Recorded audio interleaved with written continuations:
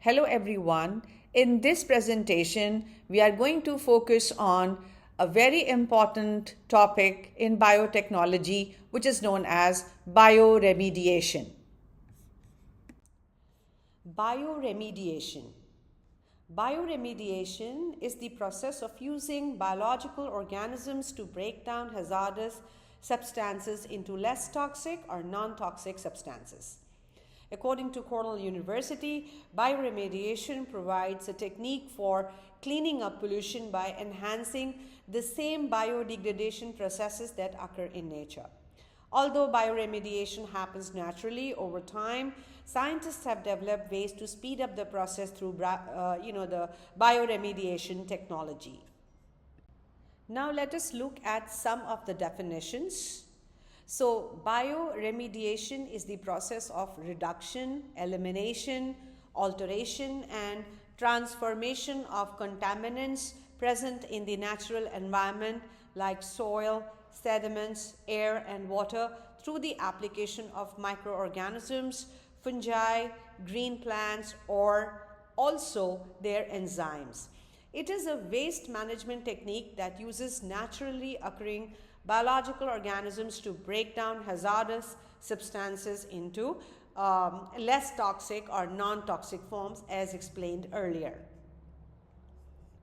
Next, we have biodegradation. Biodegradation is a natural process that breaks down everything from waste to crude oil. The United States Environmental Protection Agency, EPA, defines it as a process by which microbial organisms transform or alter through metabolic or enzymatic action the structure of chemicals introduced into the environment. The mechanism varies based on the environment, plastic material, and biodegradation rate. Xenobiotic compounds. Xenobiotic is a term used to describe chemical substances that are foreign to animal life and thus includes examples such as plant constituents, drugs, pesticides, cosmetics, flavorings, fragrances, food additives, industrial chemicals, and environmental pollutants. And then we have co-metabolism. Co-metabolism is defined as the simultaneous degradation of two compounds in which the degradation of the second compound depends on the presence of the first compound.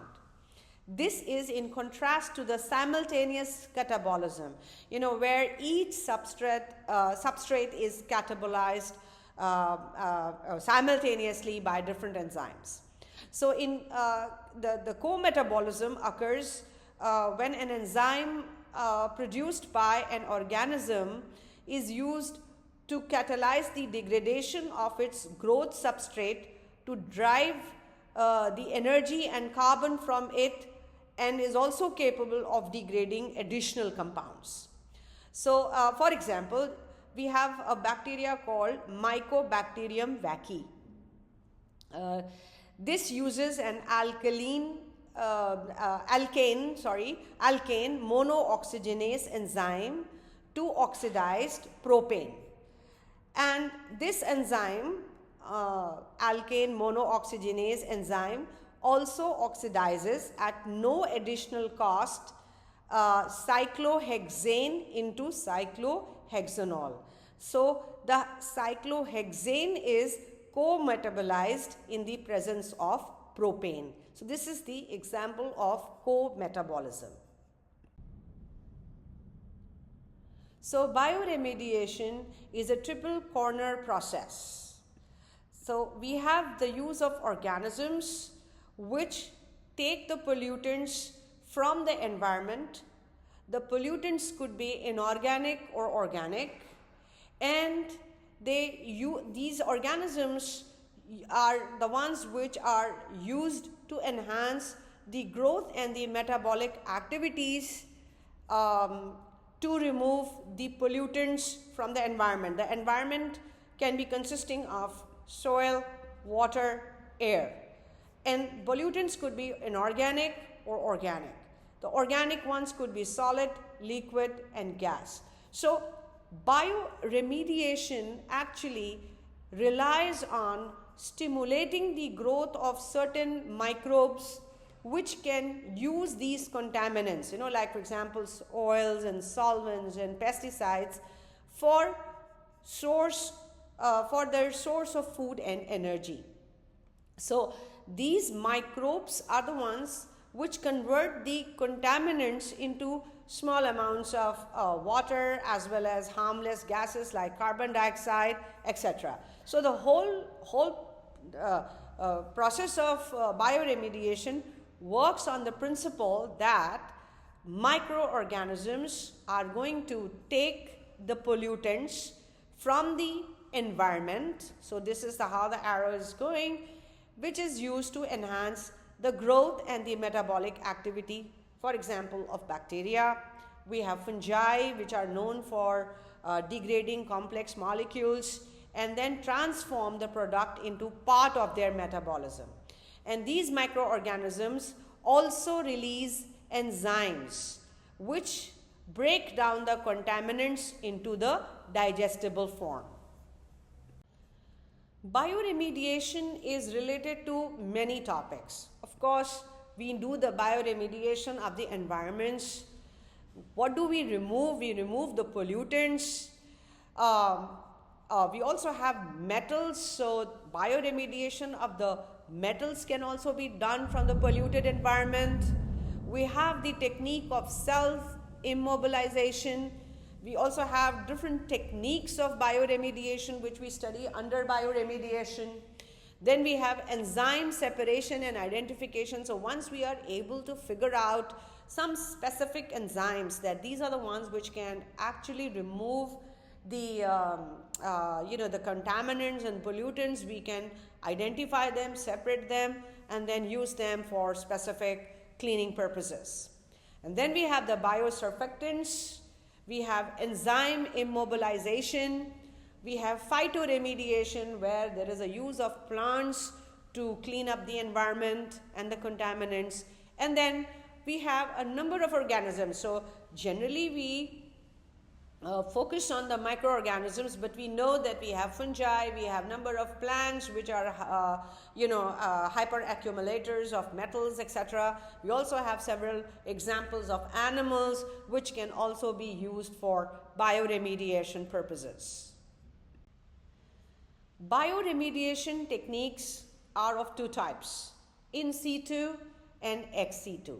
So bioremediation can either be done in situ, which is at the site of the contamination itself, or ex situ, which is a location away from the contaminated site.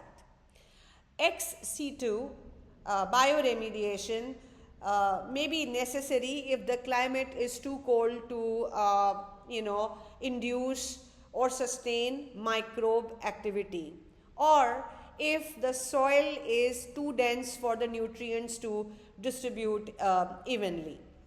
Ex situ bioremediation may require excavation, and that's the reason why ex situ is with excavation and in situ is without excavation.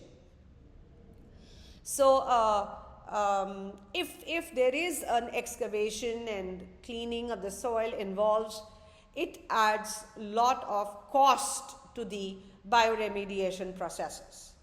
The bioremediation process may take anywhere from several months to several years to complete, and it depends on a number of variables such as the size of the contaminated area, the concentration of the contaminants, the temperature, soil density, and whether the bioremediation is going to occur in situ or ex situ. So these are the parameters which need to be optimized for a good bioremediation process. So pH, aeration, agitation, moistening, nutrients, solvents, or surfactants. In the ex situ process, When we are focusing on these parameters, we are, we study them under the term which is called biostimulation.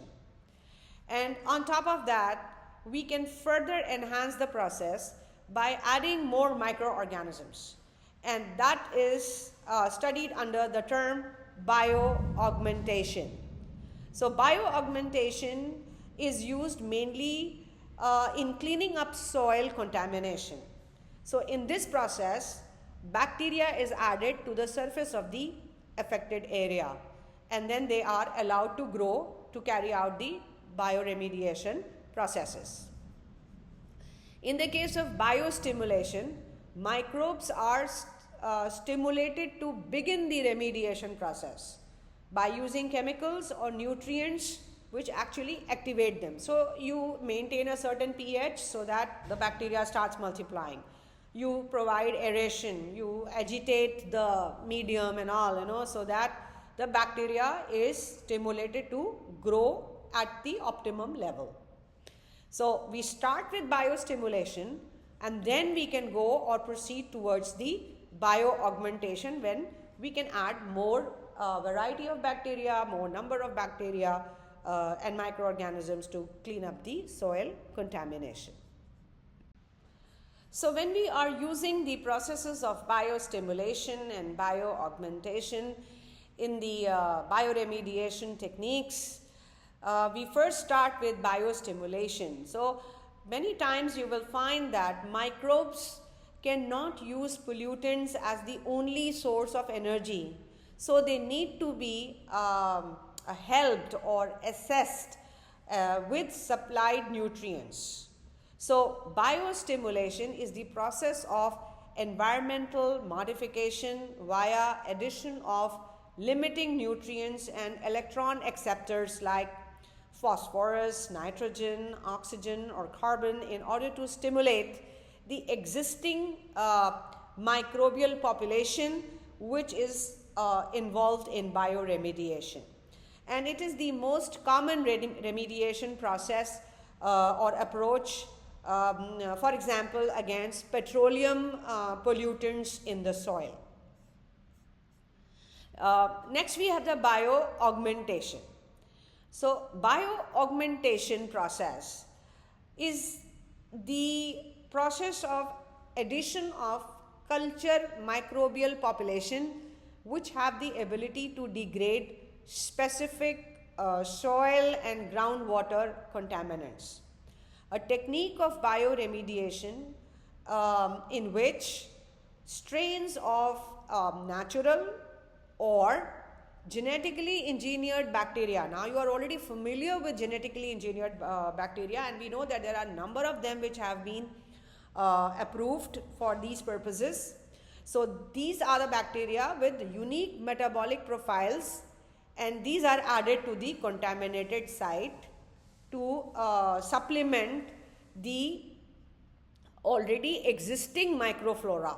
The indigenous microorganisms and microflora which are present in that site. So what is going to happen? This is going to speed up the biodegradation process. The common application involves bioaugmentation for chlorinated contaminants. For example, you have petroleum hydrocarbons, etc. So microorganisms are isolated either from the contaminated sites, historical sites, or genetically modified to support the remediation process of contaminated sites. Cells and enzyme immobilization processes. So cell immobilization is a biotechnology process in which cells, such as animal cell, plant cells, they are fixed in a suitable matrix to immobilize them. So we have two, we have cell immobilization and we also have enzyme immobilization. So the term immobilized enzymes actually refers to enzymes physically confined or localized in a certain defined region of space with retention of their catalytic activities, and which can be used again and again and continuously.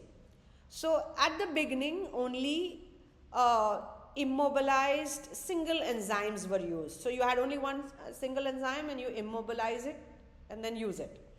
But after 1970s, more complex systems,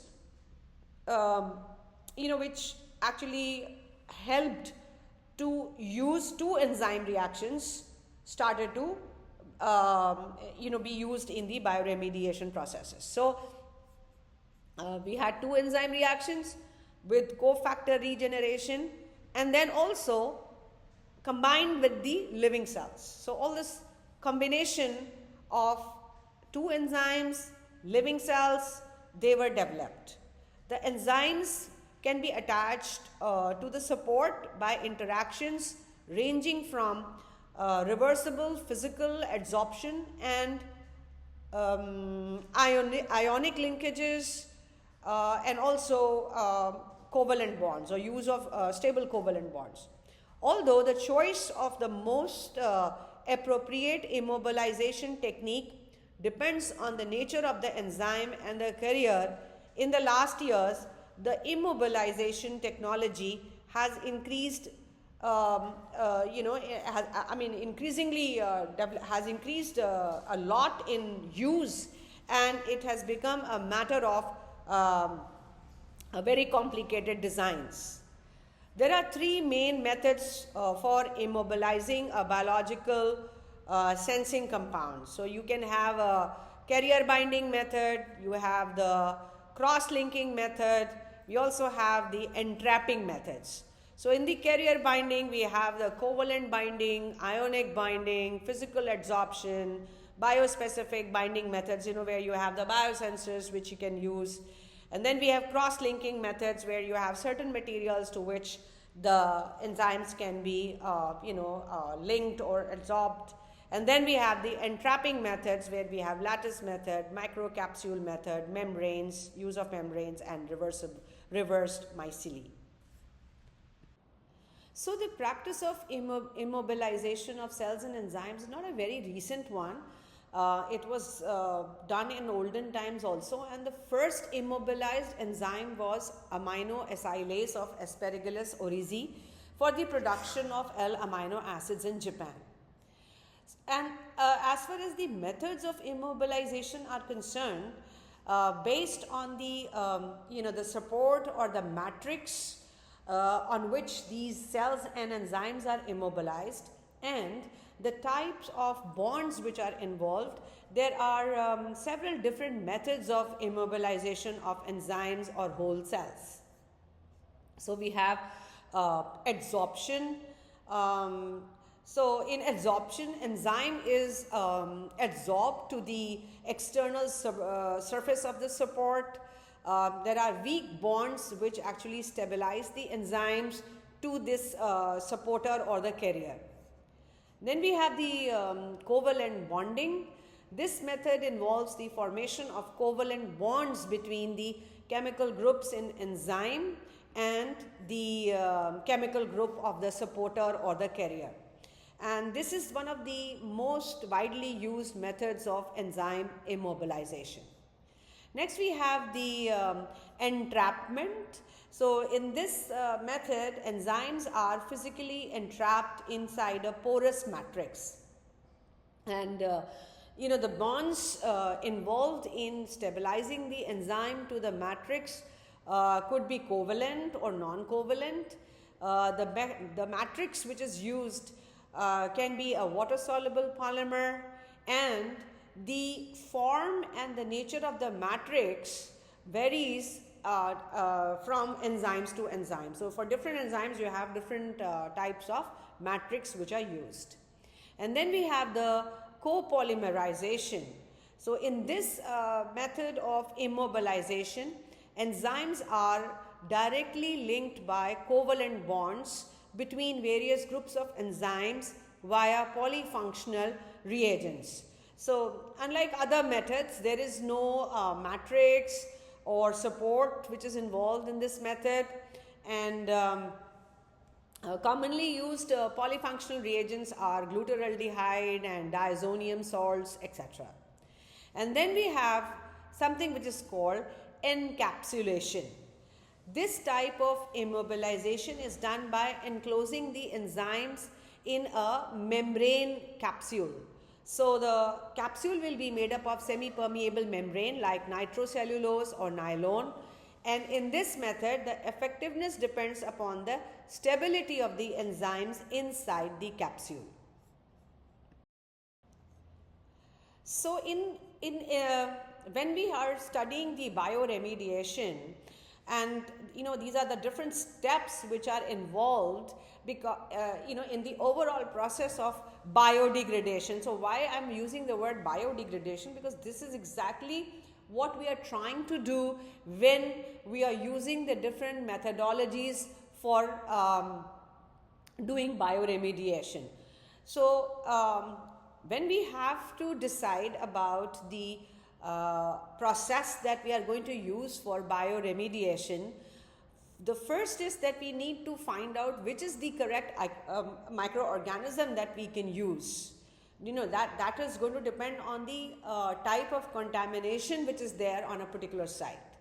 So once we isolate the microorganism, we need to purify the obtained isolates, then the identification of the microbial isolates, followed by the optimization of the biodegradation conditions, like for example, how can we have the maximum results and what are the conditions which are going to give us the most optimum results, and then determination of the biodegradation efficiency. In this, you have the whole time-lapse studies that we do, make graphs in order to find out what are the stages where we are getting the maximum efficiency of the process. And then identification of the biodegradation products, so that we are sure that the products which are being formed, they are indeed harmless. They have been the products do not have the contaminants which we are trying to clear off from a particular contaminated site. And then of course we can also then use or further increase the efficiency by using the process of cell or enzyme immobilization. And once we are done with that, we are also able to identify the exact enzyme which can carry out the biodegradation process. So this is the full the number of steps which are involved in identifying the correct bioremediation method till you actually are able to identify the correct enzyme and the microorganism which is making that enzyme. Phytoremediation.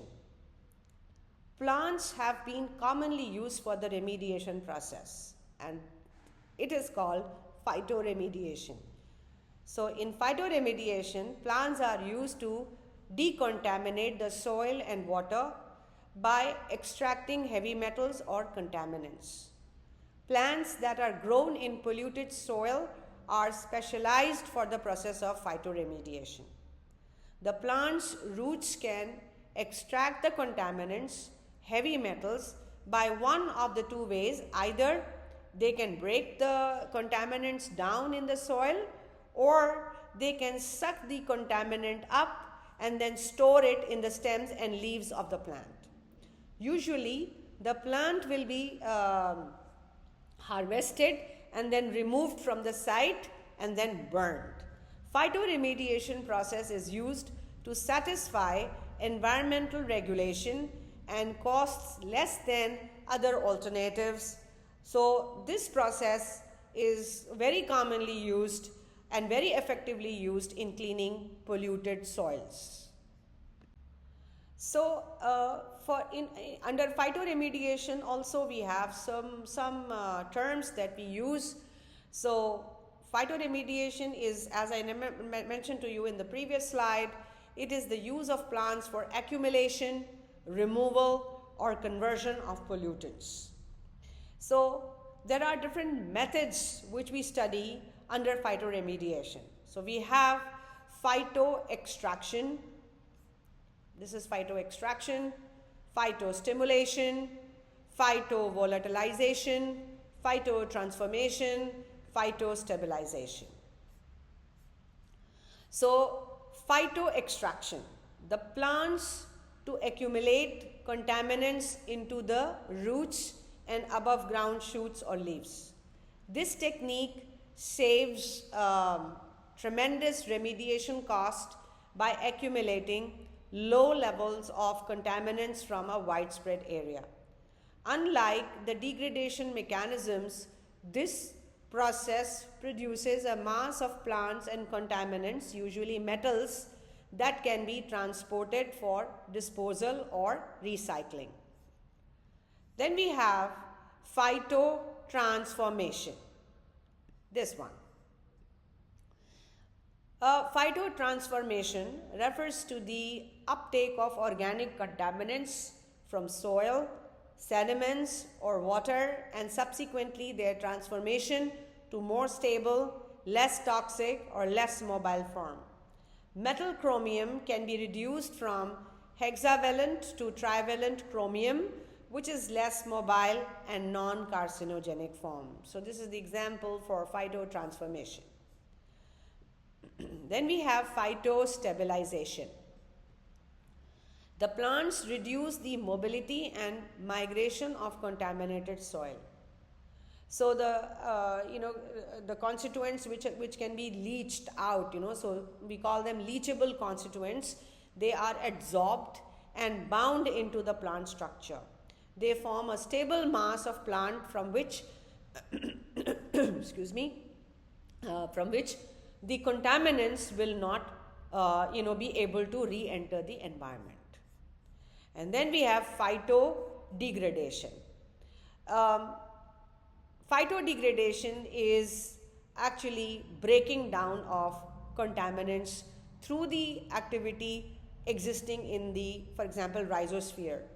This activity is due to the presence of proteins and enzymes produced by the plants or by soil organisms such as bacteria, yeast, fungi, etc. So in that we have rhizodegradation, which is a symbiotic relationship which has evolved between plants and microbes. So plants provide nutrients which are necessary for the microbes to thrive, while microbes provide a healthier soil environment. We also have rhizofiltration. It is a water remediation technique that involves the uptake of contaminants by plant roots. Rhizofiltration is used to reduce contamination in natural wetlands and estuary areas.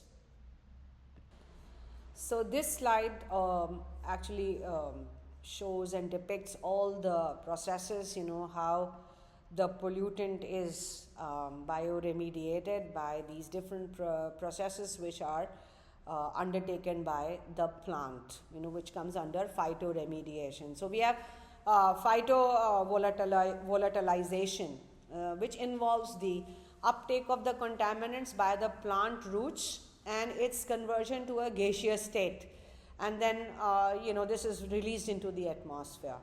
So this process is actually driven by the evapotranspiration of plants. And then we have the phytostimulation, which is also known as rhizodegradation, which I mentioned in the previous slide as well. So this is the enhancement of soil microbial activity for the degradation of organic contaminants, typically by organisms that associate with roots. This process occurs within the rhizosphere, which is the layer of the soil that surrounds the roots. Actually, a number of plants, almost 400 plant species, they have been identified and also classified as hyperaccumulators of heavy metals. Examples include grasses, sunflower, corn, hemp, flax, alfalfa, tobacco, willow, Indian mustard, poplar, water hyacinth, etc. Biosurfactants. Biosurfactants are low molecular weight surface active compounds widely produced by bacteria, yeast, and fungi. These are amphipathic molecules. And they reduce the surface tension at the air-water interfaces and the interfacial tension at the oil-water interfaces. The surfactants, on the whole, they can be produced synthetically or biologically. The biologically derived surfactants, which are known as biosurfactants, these are the ones which are produced from the microorganisms. For example, Pseudomonas aeruginosa, Bacillus subtilis, Candida albicans, which is the yeast, and Acetinobacter calcoaceticus, which is again a bacteria. So, and most common biosurfactants are glycolipids, lipopeptides, phospholipids, glycoproteins, etc. And many of them are complex, and but the main importance of them is that they are able to carry out bioremediation by reducing the surface tension at the air-water interfaces and also at the oil-water interfaces. This slide shows some of the common biosurfactants and their sources, the different microorganisms from which they are produced. Mycoremediation is a form of bioremediation that relies on fungi rather than bacteria or other microorganisms to decontaminate the affected areas. Microremediation is comparatively is a comparatively cost-effective, eco-friendly, and a very effective method under the bioremediation processes. So, in addition to the natural bacteria and microorganisms, genetically modified organisms are also used in bioremediation. In 1971, Professor Anand Mohan Chakrabarty, an Indian-born American microbiologist and scientist, was recognized for the development of a genetically engineered bacteria known as Pseudomonas, and the other name by which it is very famous is superbug. So Dr. Chakrabarty transferred the genes required for the degradation of oil using a plasmid vector, and as a result he produced a genetically stable species of bacteria known as Pseudomonas putida. Professor Chakrabarty used 4 strains of Pseudomonas and then fused all 4 strains plasmid to create this superbug. These 4 strains independently degrade the chemical compound octane, camphor, xylene and naphthalene. So individually each could degrade one particular compound, but when they were all combined together he called it multiplasmid hydrocarbon degrading Pseudomonas, because it was capable of digesting nearly all types of hydrocarbon found in typical oil spills at a much faster pace than than known existing strains of oil-eating microbes. This table summarizes the different compounds which can actually be degraded by using bioremediation processes, or some which cannot be degraded, some which can be degraded only to some extent. So for example, fuels and oils and gasoline can be readily degraded by the process of bioremediation, but PCPs and coal tars partially you can degrade them. Chlorinated solvents like TCEs, pesticides and herbicides are also difficult to degrade using the bioremediation processes. And then dioxins and PCBs can not be degraded at all by the processes that we use under bioremediation. So now here I would like to give you an example of a contamination or the contaminated sites in the Philippines which are contaminated because of the dumping of electronic waste.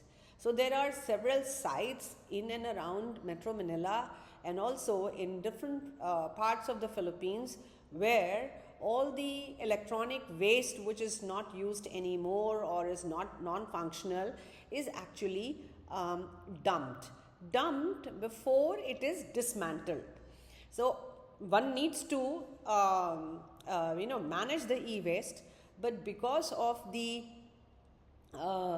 practices which many of these recyclers they use, it leads to the contamination of the sites where these are stored and also recycled.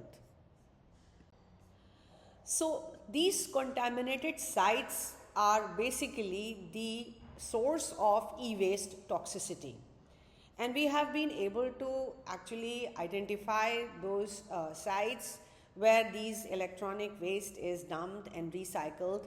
And we have also found that the soil and the water and the air in these in and around these contaminated sites are contaminated with various pollutants, organic, inorganic, and heavy metals.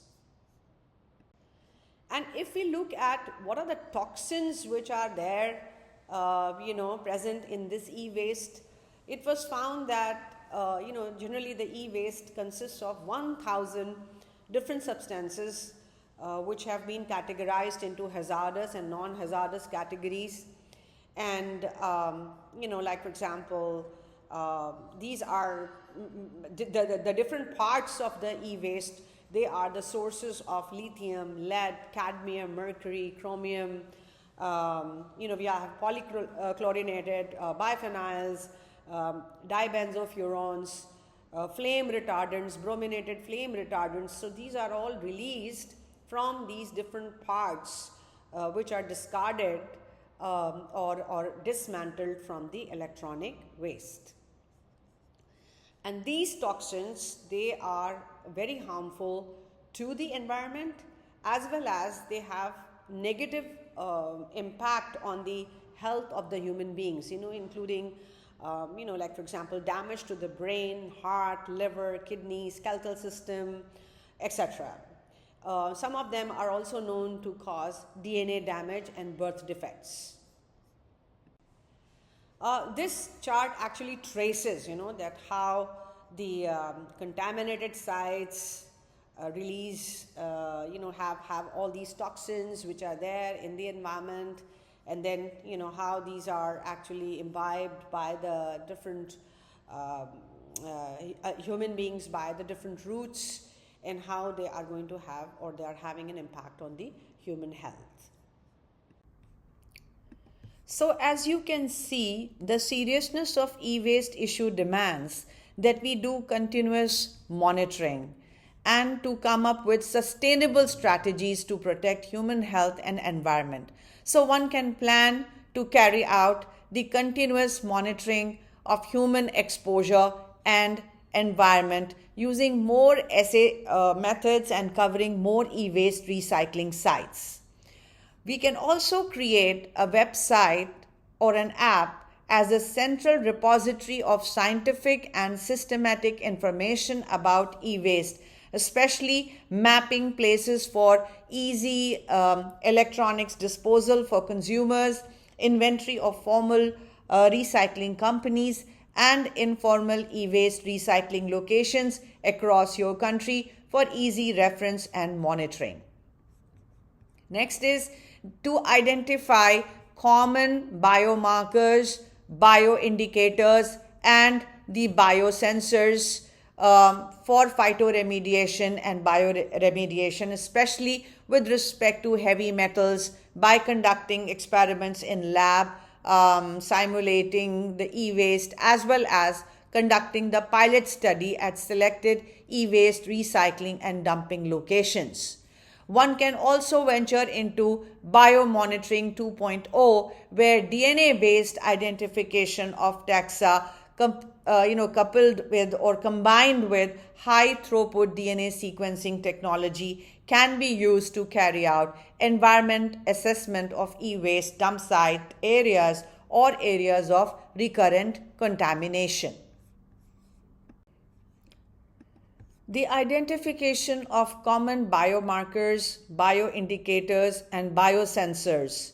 All these three are crucial for the sustainable e-waste management practices. So one can focus the attention on duckweed, which is the Lemna minor for bioabsorption of lead, Rhinorrhea nicolifera that absorbs and stores nickel, and we have the example of Pteris melanoculon, which is a fern which can absorb copper in its roots and arsenic in its leaves in large doses. Since e-waste management problem cannot be solved overnight, a low maintenance biological strategy for long-term environmental biomonitoring of e-waste contamination is a must. Scientists have zeroed on mussel, MUSSEL, which is Mytilus edulis, the scientific name, and also the seaweed. These can be used as bioindicators to quantify the e-waste contaminants, especially in the areas closer to e-waste dump sites and recycling sites. Mussel has been used in continuous chemical contaminant monitoring program in US coastal and Great Lakes waters to detect over 150 organic and inorganic contaminants such as flame retardant, polybrominated biphenyl ethers, which is also known as PBDEs, the polyaromatic hydrocarbons, and PCBs, and heavy metals. We can also use citizen science volunteers approach to determine the locations and the placement of the cages and later on retrieve the samples. Similarly, the seaweed species like Sargassum species, which is the brown seaweed, the Alba rigida, which is the green seaweed, and Gracilaria species have been reported to absorb heavy metals like arsenic, iron, nickel, cadmium, and zinc. Biosensors that are most suitable and can be tested for bioremediation of heavy metals at the e-waste sites needed to be manufactured. So one can use the existing literature from NCBI, PubMed, PLOS ONE, Science Direct, and Elsevier using PRISMA guidelines to determine the most suitable biosensors to detect heavy metals, namely arsenic, copper, cadmium, lead, and mercury, based on, for example, two criteria, namely LOD, which is the limit of detection, and selectivity. The LOD for all the biosensors can be recalculated in ppm units, and the biosensors can be graded and grouped based on the type of transducers, transduction methods, bioreceptors, interfering ions, based on the information gathered from selected articles. So one can compile the baseline data for constructing and using the appropriate biosensors for environmental biomonitoring of heavy metals in water bodies. And here in this slide, you can see one of the published papers on biosensors based on the information that I shared with you. Here I would like to mention about Exxon Valdez, the oil tanker. In 1989, the Exxon Valdez oil tanker ran aground off the coast of Alaska, and the tanker ended up spilling approximately 11 million gallons of oil into the sea. Around this time, bioremediation processes and the concept was gaining traction as a viable option for oil cleanups. The EPA and the ExxonMobil Corporation both started testing different compounds. Initial tests regarding the effectiveness of bioremediation looked very promising. And then between 1989 and 1990, more than 100,000 pounds of fertilizer was applied over more than 2,000 applications to the affected area. And then by mid 1992, the cleanup was considered complete and the fertilizer had degraded nearly all the oil compounds. Let us look at another example, which is the Deepwater Horizon oil spill, where also the bioremediation strategies were used to contain the impact of oil spill. The Deepwater Horizon oil spill occurred in the Gulf of Mexico following an explosion on the Deepwater Horizon drilling rig in April 2010. The oil spill led to extensive damage to marine ecosystems, including fish, coral reefs, seabirds, and coastal wetlands, disrupted the fisheries and also the tourism, and exposed the cleanup workers and coastal communities to toxic hydrocarbons, which resulted in long-term environmental degradation in parts of the Gulf of Mexico. Bioremediation was applied primarily by stimulating the naturally occurring hydrocarbon degrading bacteria in the Gulf of Mexico. So the indigenous marine bacteria such as Alcanivorex, Cycloclasticus, and Colvalia they were used and they rapidly metabolized the hydrocarbons, aided by the presence of adequate oxygen, nutrients, and the dispersion of oil into small droplets, which enhanced microbial access and biodegradation. So in this slide, you can see the examples and the case studies where the bioremediation strategies were used. So we have already talked about Exxon, the Deepwater Horizon oil spill, and then we also had between 1991 and 1995, we had the Kuwait oil leaks, which happened because of the Gulf War, which took place during these years, and where microbial bioremediation was used. So we continue with the list of the case studies where bioremediation strategies were used. So you have the Love Canal. This tragedy took place in New York. And then again, the microbial degradation strategy was used. And the major contaminants were chlorinated organics and industrial waste. Then we had the Chernobyl nuclear site, which took place in Ukraine. And then we again have also the use of phytoremediation to contain the contaminants, which were actually radioactive in nature. And then we have Minamata Bay, and then oil contaminated Arctic soils, which are there in Canada and Alaska. And the years when the whole thing took place was between 1970s to 1990s. And there, the microbes which can survive in cold weather or in low temperatures were used for bioremediation. So with this, we come to the end of this presentation. Thank you so much for listening. For more information on this topic and to do your own self-assessment, please visit www.biotechnologyforyou.com.